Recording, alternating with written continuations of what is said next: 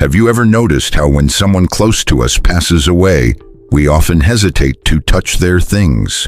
It's more than just feeling nostalgic or emotionally attached. There's a deeper reason behind it, something our ancestors understood intuitively, but that many of us have lost sight of today. When my grandmother died a few years back, it took my family 3 whole months before we dared to open her wardrobe. It wasn't just grief holding us back. It felt like there was some kind of invisible presence, an energy lingering in her clothes, her jewelry, her books. And you know what? That feeling wasn't just in our heads. It turns out it's a form of ancient wisdom that lives on through our instincts. Cultures all over the world have recognized this for centuries. Take the ancient Egyptians, for example. They buried personal belongings with the dead because they believed the soul's connection to those items didn't sever right away. In Hindu tradition, personal effects remain untouched for 13 days after death. Tibetans wait 49 days before handling a deceased person's things. Jewish customs observe a 30-day mourning period before making any decisions about a loved one's possessions. Why? Because personal belongings aren't just physical objects. They carry a part of the person's energy. Think about it. How often do you handle your phone every day? Your fingerprints aren't the only thing you leave behind. You also leave your energy, your unique vibration, your very essence. Now imagine that energy building up over years. Consider a wedding ring worn daily for decades, or a watch that's been present through life's milestones. Clothes don't just hold scent, they absorb the wearer's emotions too. From an energetic perspective, there's a huge difference between a random object and a personal item. A brand new chair in a store is just neutral energy, but your grandpa's favorite chair, the one where he read the paper every afternoon, that chair holds a reservoir of his presence. This isn't superstition, it's quantum physics meeting spirituality. Everything in the universe is energy vibrating at different frequencies. When someone interacts with an object over time, energy flows back and forth. The object becomes charged with that person's unique frequency. Experienced mediums understand this well. That's why they ask for a personal item to connect with someone who has passed. It acts like an antenna, a bridge between worlds, preserving the energetic signature of someone who's no longer physically here. Here's the key. That connection doesn't vanish at the moment of death. It fades slowly, like a scent on a sweater left in a closet. At first, it's strong. Day by day, it grows faint until it eventually disappears. The real question isn't whether we should part with a departed loved one's belongings, but when and how to do it thoughtfully and respectfully for both those left behind and those who have passed on. Quantum physicist Amit Goswami has shown that consciousness interacts directly with matter. Every time you touch an object, your brain waves, your bioelectric field, your heart's rhythm, all of these leave a subtle energetic mark on it. It's like engraving a piece of your essence into the very molecules of that thing. That's why holding your dad's old pen or wearing your mom's favorite sweater feels different. If you're skeptical about objects absorbing our energy, think of it this way. You're a radio station broadcasting your unique frequency 24/7. Your emotions, thoughts, every touch sends out vibrations. Everything around you picks up on this, acting like antennas tuned into your broadcast. And again, this isn't just poetic, it's science. Goswami's research confirms it. Consciousness leaves imprints on matter. That's how mediums read personal items. It's not just sentimentality, it's a spiritual science rooted in physics. Not all materials hold energy the same way, though. Natural substances, wood, stone, metal, organic fabrics, are far more receptive than plastics or synthetics. That's why antique jewelry is so charged with energy. Metals like gold and silver and gemstones are excellent conductors and storers of frequency. There's also what some call the aosic memory, a universal archive that records everything that's ever happened, and it reveals itself through objects. Each thing you use regularly becomes a little library of memories, not just feelings, but your life's important moments. Think of your grandparents' wedding ring. How many times has it been touched during moments of love, arguments, prayers, or gratitude? All those experiences get recorded in its energy. The strength of this imprint depends on three things: how long you used the item, the emotional intensity of your moments with it, and how often you handled it. A toothbrush used for a couple of months won't hold the same energy as a watch worn daily for 30 years. A ring worn only at parties won't carry the same charge as one worn every day. This explains why some people feel uneasy wearing thrift store clothes or antique jewelry with unknown histories. They're sensing the energies left behind by previous owners. It's not just picky feelings, it's real energetic sensitivity. And when someone dies, these imprints don't vanish instantly. Like perfume lingering on clothing, the energy gradually fades over time. That's why shamans and healers have always performed rituals to cleanse objects before passing them on, clearing old energies to prevent unwanted influence. Modern neuroscience backs this up too, through studies on mirror neurons and how our brains respond to energy and intention. Our brains have an amazing ability to pick up and mirror emotional energies, even through objects. When you come into contact with something that holds a strong energetic imprint, your neurons start to resonate with that information, causing you to experience faint echoes of the emotions tied to whoever once owned the item. Did you know that nearly every spiritual tradition, whether Christianity, Buddhism, Islam, or African indigenous beliefs, shares the idea that after death, the soul stays connected to the physical world for a certain period? And intriguingly, that time frame is almost always about 40 days. In Christianity, Jesus spent 40 days on earth after his resurrection before ascending.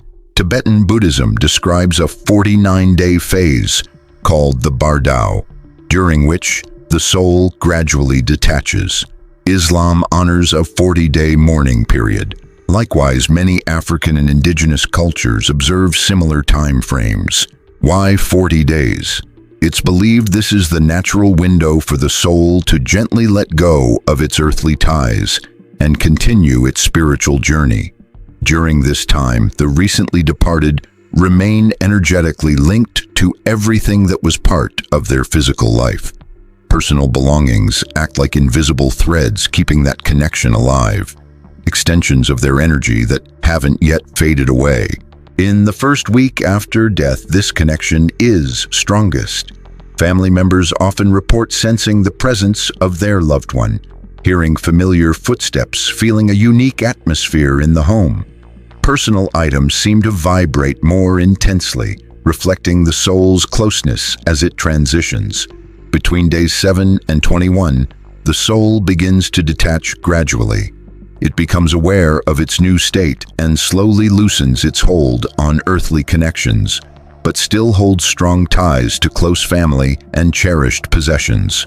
From day 21 to 40 is what mystics call the release phase. The soul makes its final goodbyes, resolves unfinished business, and prepares to move on. Many people experience vivid dreams or sudden feelings of calm, and sometimes even glimpses of their departed loved one during this period. Throughout all this, hastily moving or discarding a person's belongings can be unsettling for their spirit. Imagine being in the middle of a delicate detachment process and suddenly having everything you once owned taken away or given away. It's like snapping the threads that still bind you to your past life.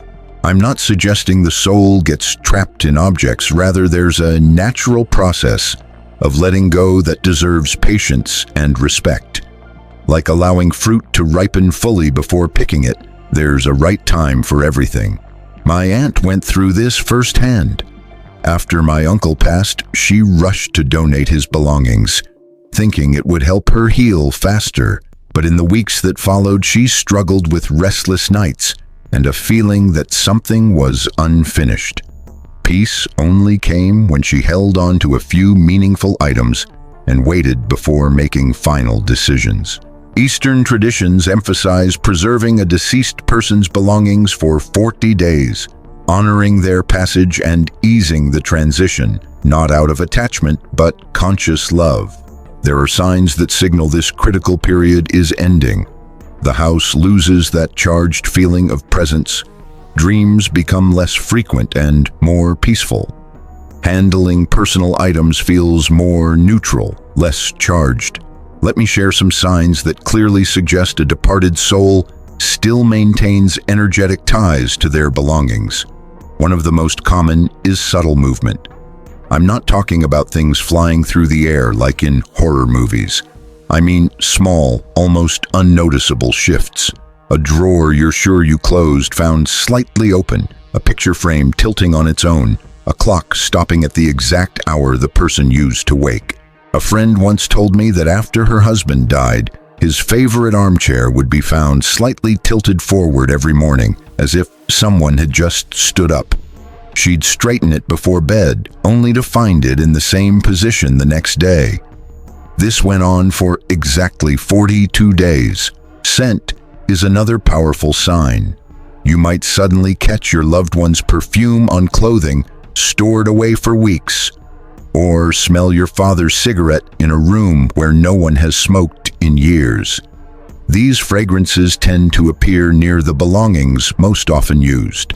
Touch sensations also reveal energy. While sorting through clothes, you might notice certain pieces feel warmer or cooler, or experience a tingling when holding a piece of jewelry. Some even say they feel a gentle touchback when grasping deeply personal items. Temperature shifts near belongings are classic indicators too. Entering a loved one's room, you might feel an unexplained chill or warmth near their dresser or closet. Not a draft, but a change in the energy field. Electronic devices sometimes react as well. Radios tuning to the deceased's favorite station by themselves, phones ringing with no caller, TVs switching channels without remote use. Invisible energies easily interact with electromagnetic fields. Vivid dreams connected to particular objects can be direct messages. The departed might appear, asking you to care for a specific item or showing you where something important is hidden. These dreams feel more vivid and real than ordinary ones. Physical sensations may also occur. A tightness in your chest while opening a certain drawer, or a fluttering in your stomach near a particular cabinet. Your body is picking up on the lingering energy. Some people report hearing familiar sounds, slippers shuffling, keys jingling, or a chair creaking as if someone just stood up.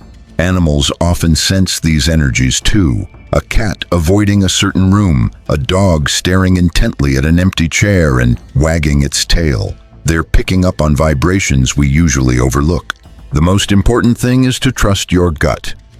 If you feel a presence tied to the belongings, it's likely there. If handling certain items makes you uneasy, your energy system is responding. These signs aren't meant to scare, but to remind us that our loved ones are still navigating their transition, holding emotional ties to the world they left behind. Over time, these manifestations naturally fade as the soul moves forward. It's also worth noting that not all possessions carry the same energetic weight. Some objects serve as deep energy reservoirs, while others hold only faint impressions. Let me walk you through how to recognize which objects carry special energetic significance. At the very top of this list is jewelry. Rings, necklaces, bracelets, earrings, especially those worn daily, absorb energy deeply. Because metal is an excellent conductor of vibrations, constant skin contact creates a powerful imprint. The wedding band, in particular, often holds the strongest energetic charge someone can possess. Watches are another unique category of personal power objects. They mark every moment of a person's life. Significant decisions, stressful times, joyful occasions, and quiet reflections. Each tick captures a bit of their energy. It's no surprise many watches mysteriously stop at the time their owner passes away, as if they lose the energy source that kept them going. Underwear and garments worn closest to the skin also maintain intense energetic connections. Sleep shirts, robes, socks, anything with prolonged contact carries not only the wearer's scent, but their very essence. Glasses offer a fascinating insight. They're literally windows to the soul. They reflect how someone viewed the world and contain subtle impressions of everything they witnessed. Reading glasses, in particular, are powerful because they're part of moments filled with focus, learning, and contemplation. Shoes hold the energy of every step, every journey taken, every place visited. Well-loved pairs, especially, become energetic maps charting the wearer's path through life. Now, I'm curious. What's one item from someone special you just couldn't part with? I bet there's something that tugs at your heart every time you think about it.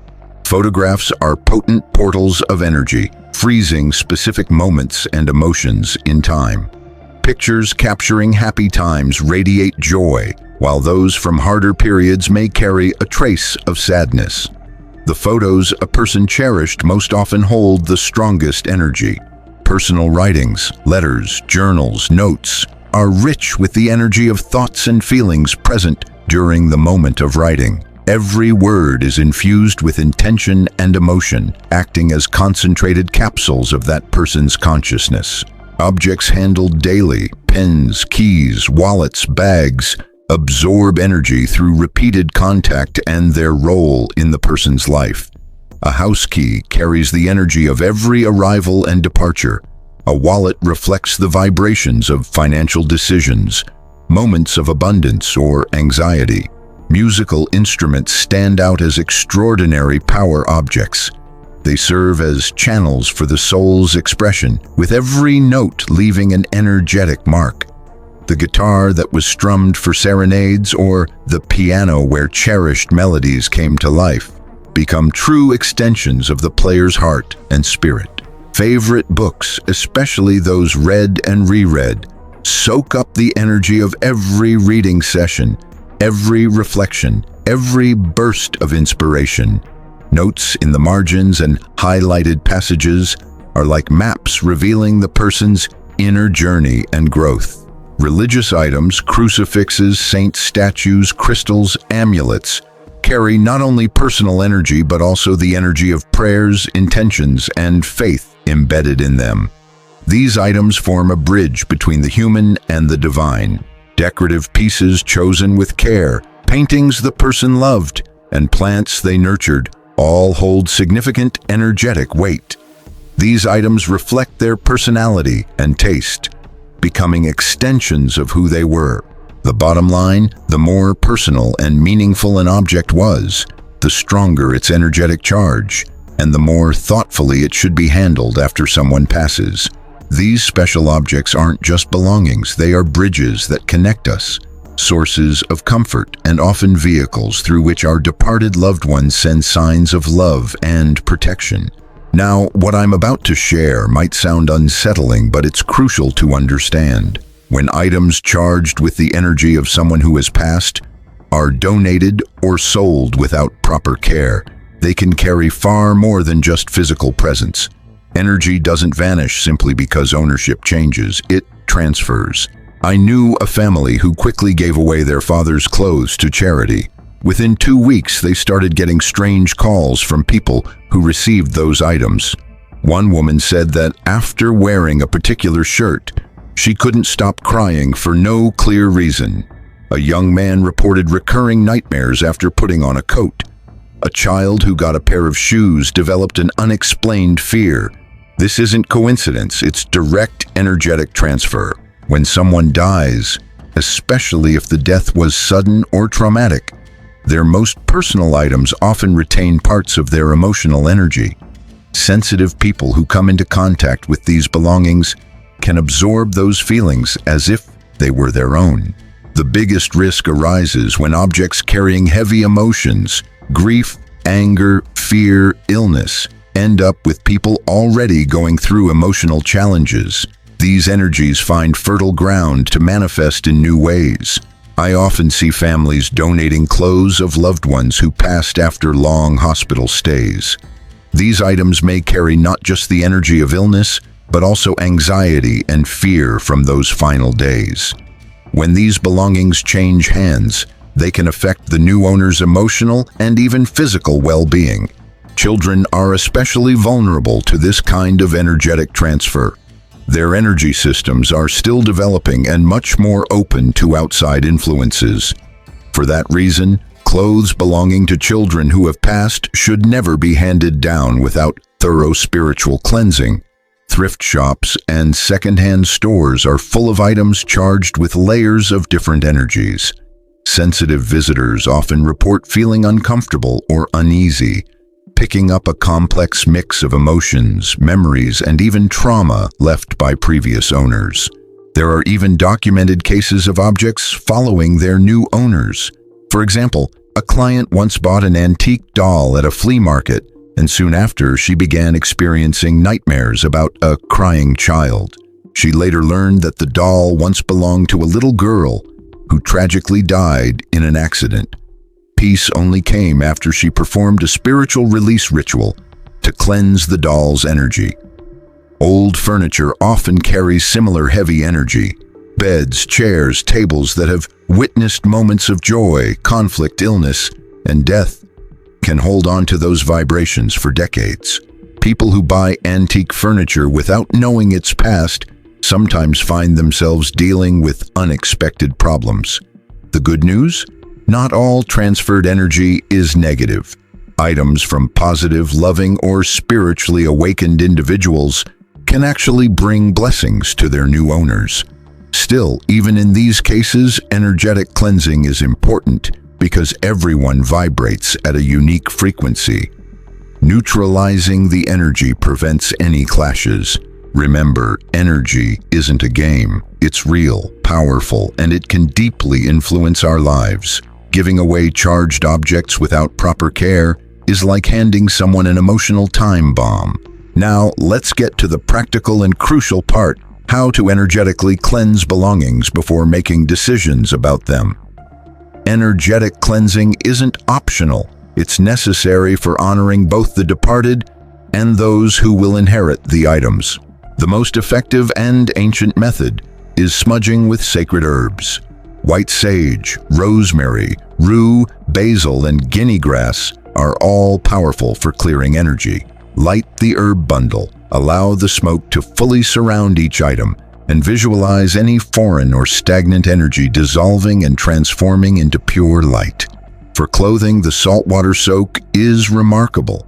Dissolve 3 handfuls of coarse salt in a basin of clean water and submerge the garments for at least 3 hours, ideally during daylight. The salt draws out dense energies while the water washes them away. Afterwards, wash the clothes normally. Metal items like jewelry respond well to cleansing with running water. Hold them under a faucet for a few minutes, imagining all lingering energy from previous owners being carried off by the flow.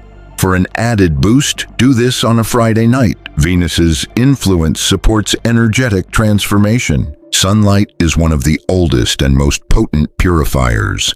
Place objects in direct midday sun for at least 2 hours.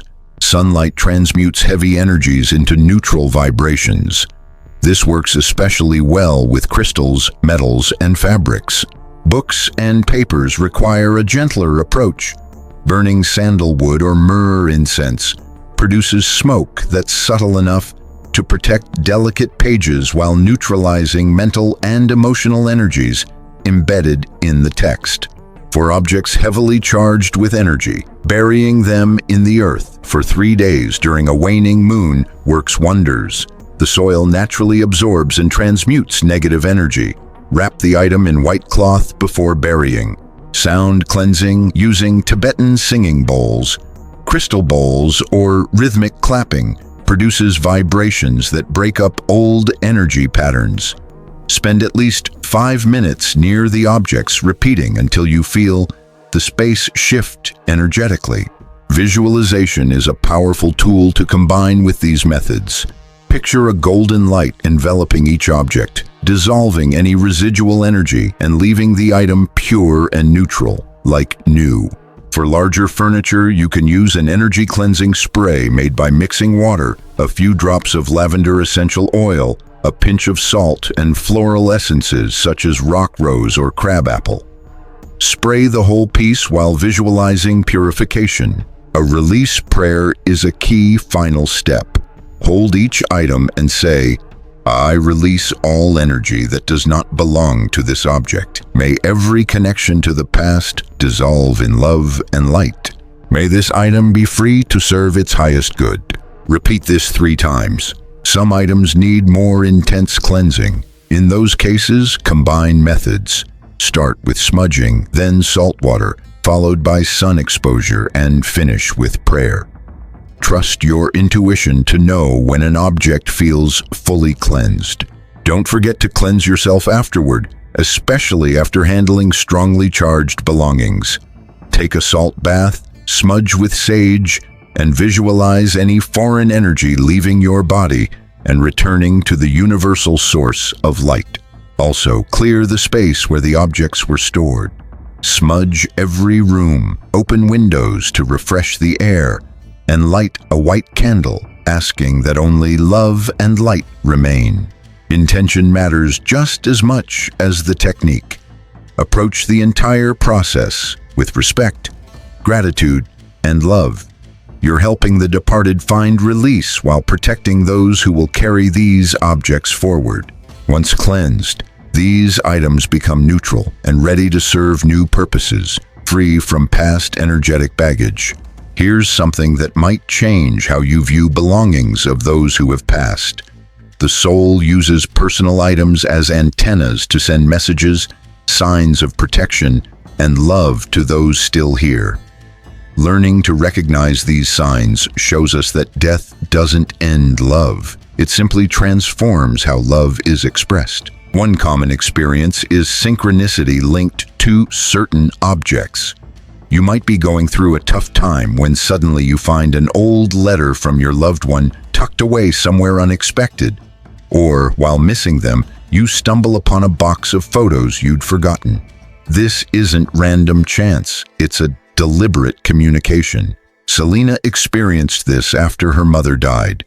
Whenever she faced big decisions, items her mother once used seemed to appear just when she needed guidance. When deciding whether to move, she found her mother's old keys inside a book she randomly picked up. When worried about her health, she discovered forgotten medicine in a drawer she had opened many times before. Now, remember, cleansing your belongings energetically is not optional. It's essential for honoring those who have moved on and for those who receive their cherished possessions. The first and most powerful step: smudging with sacred herbs. When it comes to clearing the energy from objects, some herbs stand out as the most effective: white sage, rosemary, rue, guinea, and basil. To cleanse, light your chosen herb and allow the smoke to fully surround the item, imagining all unwanted energies dissolving and transforming into pure light. For clothing, there's a remarkable ritual involving coarse salt and water. Mix 3 handfuls of coarse salt into a basin of clean water and soak the garments for at least 3 hours, ideally during the daytime. The salt pulls out heavy energies while the water washes them away. After soaking, wash the clothes as usual. Jewelry and other metal items respond beautifully to cleansing under running water. Hold the piece beneath a faucet for several minutes, visualizing any lingering energy from the previous owner being washed off. For an added boost, try doing this on a Friday night, as Venus's energy supports transformation and renewal. Sunlight is one of the oldest and most powerful purifiers. Leave objects exposed to direct midday sun for at least 2 hours. Sunlight naturally converts dense, stagnant energy into neutral vibrations. This works especially well for crystals, metals, and fabrics.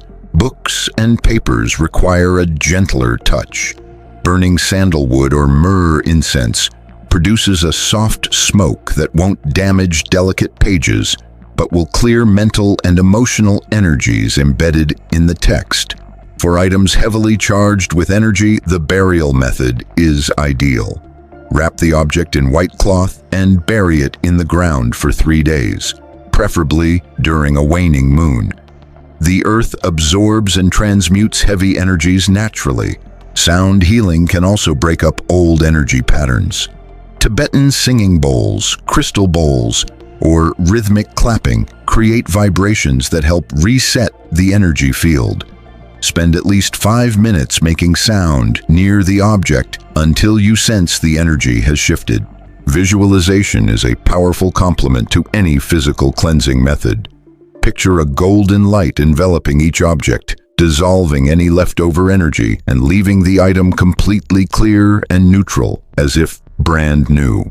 For larger furniture pieces, use an energy cleansing spray made by mixing water with a few drops of lavender essential oil, a pinch of salt, and floral essences like rock rose or crabapple. Spray the surface while imagining the item being purified. A crucial part of this process is the release prayer. Hold each item and say aloud, "I release all energy that does not belong to this object. May every tie to the past dissolve in love and light. May this item be free to serve its highest purpose." Repeat this 3 times. Sometimes objects need extra care. In those cases, combine methods. Begin with smudging, follow with saltwater soaking, then sun exposure, and finish with prayer. Trust your instincts to know when the cleansing is complete. Don't forget to cleanse yourself after handling heavily charged objects. Take a bath with coarse salt, smudge your body with sage, and imagine any foreign energy washing away back to the universal source of light. The space where the items were stored should also be cleansed. Smudge all rooms. Open windows to refresh the air and light a white candle, asking that only loving, positive energies remain. Remember, intention is as important as technique. Approach every step with love, respect, and gratitude. You're helping both the departed find peace and protecting those who will receive these belongings. Once properly cleansed, objects become neutral and ready to serve new purposes without carrying any energetic baggage. Here's something that might change how you see belongings left behind by loved ones. These items aren't just reminders. They can be active channels between worlds. The soul of the departed often uses personal possessions as antennas to send messages, offer protection, and express love. When you learn to recognize these signs, you'll realize death doesn't end love. It simply changes the way it communicates. One common sign is synchronicity linked to specific objects. During tough times, you might unexpectedly find an old letter or stumble upon a box of forgotten photos. This isn't random chance, it's a deliberate form of communication. Maria experienced this often after her mother passed away. Whenever she faced big decisions, she'd come across objects her mother once used, perfectly related to the situation. When deciding about moving, she found her mother's old keys tucked inside a book she randomly picked. When worried about her health, she discovered one of her mother's forgotten medicines in a drawer she'd opened countless times. Objects also enhance intuition. If you hold something deeply personal belonging to the departed and ask a question silently, pay attention to your first thought, feeling, or image. That's likely a response from them. Unexplained changes in objects can be messages too. A clock that stops exactly at their birth time, a plant that blooms off-season on meaningful dates, a radio that turns on by itself, playing their favorite song just when you need comfort. One of the most touching signs is finding gifts. While sorting through belongings, you might come across something you didn't remember they had, perfectly relevant to your current life, as if they saved it for you. Pedro experienced this after losing his job shortly after his father's death. While going through his father's things, he found an envelope with his name on it, containing money and a note. "For the hard days I know will come. I love you." His father had left it 2 years before passing, seemingly knowing Pedro would need it. Subtle shifts in how objects are placed are also communications. A photo frame might be turned differently from how you left it, or rings you arranged one way are found, rearranged later. A gentle reminder, "I'm here." Dreams where the departed show specific objects or ask you to find something are clear messages. They might reveal where something important is hidden, or ask you to care for a particular item because of its special meaning. A powerful way to connect is through directed communication. Hold a personal object, close your eyes, take a deep breath, and mentally ask a specific question, whether practical or spiritual. Then watch for signs in the days that follow. Objects that suddenly draw your attention are often messages. You might walk past a shelf 100 times, but suddenly notice a certain book calling to you. Or maybe a piece of jewelry you thought you'd put away suddenly shows up somewhere you don't remember placing it. These moments are gentle nudges to pay closer attention. Numerical coincidences connected to these objects can be powerful signs too. You might find yourself glancing at their clock at the exact same time each day, or notice numbers in their notes that perfectly align with what's happening in your life. Numbers are a universal language. They deliver clear, meaningful messages. Some people experience sudden, inexplicable urges tied to a loved one's belongings, like a strong feeling to open a particular drawer or pick up a certain item of clothing. When they follow these impulses, they often uncover something important or find the comfort they needed in that moment. Messages can also come through other people. Maybe someone mentions an item that belonged to the person you lost, just as you were thinking about them. Or a child picks up their favorite toy right when it feels most significant. The key is to stay open-hearted and receptive. Communication through objects is always subtle, gentle, and respectful. It never arrives in a way that's scary or unsettling. If something does make you uncomfortable, that's likely leftover energy needing cleansing, not a message from a loved one. Remember, those who leave us out of love don't want to frighten or unsettle us.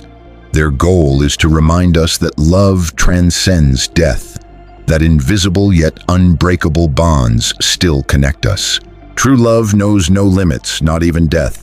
When we approach a departed loved one's belongings with mindfulness, respect, and wisdom, we turn ordinary things into everlasting spiritual bridges. So next time you hold something special from someone you cared about, remember, you're not just holding an object. You're touching a living memory, a piece of eternity, a tangible reminder that some connections never fade. If you'd like, drop a comment below and let me know if you want a video revealing the 9 specific items that should never leave a home after someone passes. If enough people are interested, I'll make it happen. Until next time.